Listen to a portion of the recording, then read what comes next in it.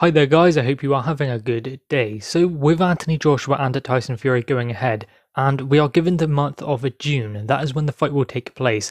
We don't know too much about the location at the moment, but we are led to believe that it will be Saudi Arabia. But aside from that, there is a very entertaining fight that could be on the horizon, as well as that fight, which is Joyce versus Oleksandr Usyk.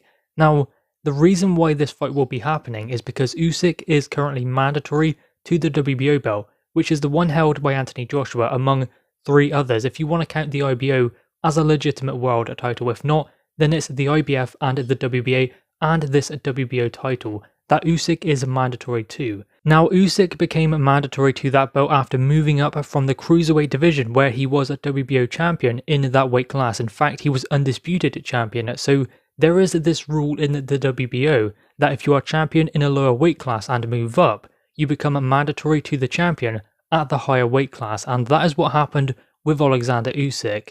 Now, of course, when he was called as mandatory then, or made the mandatory, he waited and fought Derek Chisora in the meantime whilst Anthony Joshua fought Kubrat Pulev. So AJ was then able to deal with his mandatories in a chronological order and didn't have to vacate because there were two mandatories at the same time. So AJ was then able to defend against Kubrat Pulev. Then he would face Oleksandr Usyk, but there is the potential of this undisputed fight, which means Usyk could have to wait again.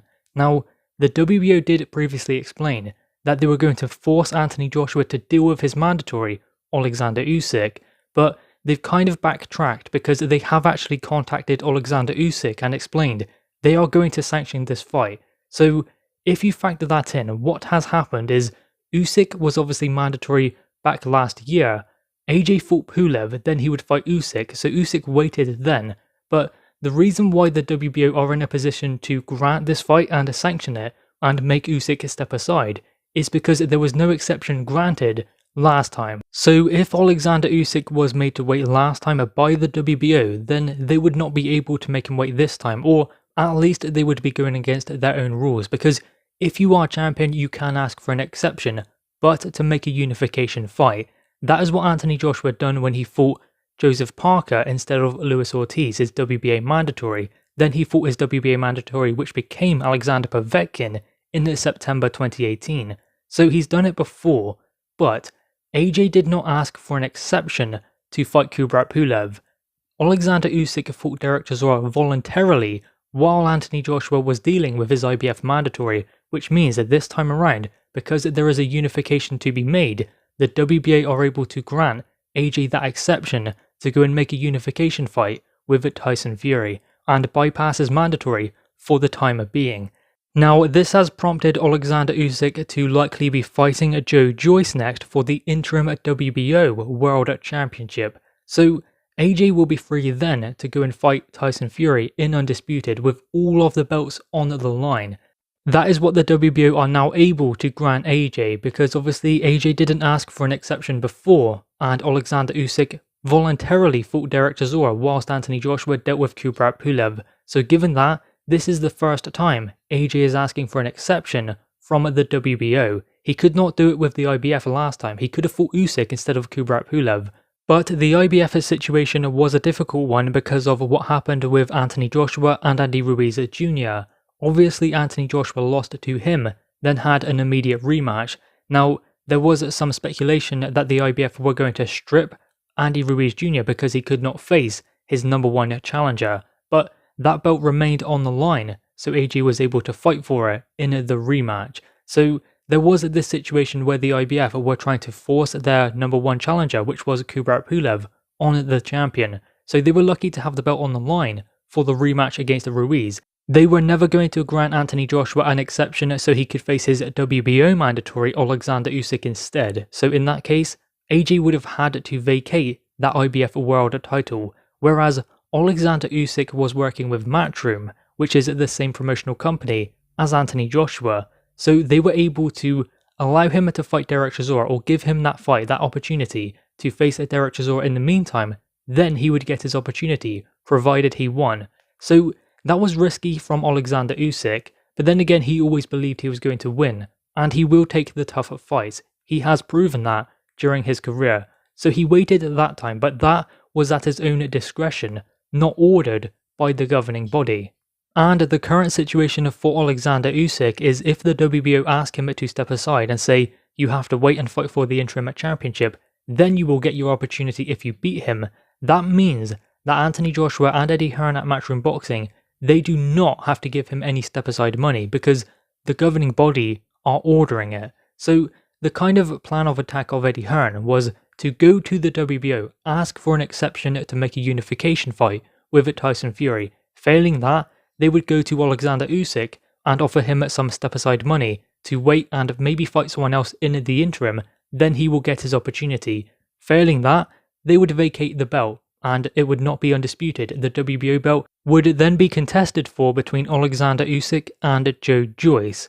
But given this situation, Oleksandr Usyk is not going to get any step aside money because the WBO are going to grant that exception. So there was Alexander Krasayuk coming out and saying that because of this, Eddie Hearn and Anthony Joshua need to come quickly with an offer for him to step aside. But they don't really need to do that if the governing body are going to grant that exception for them. So there is no step aside money for Oleksandr Usyk. He will fight Joyce for the interim WBO World Championship, and then later perhaps he will get his opportunity.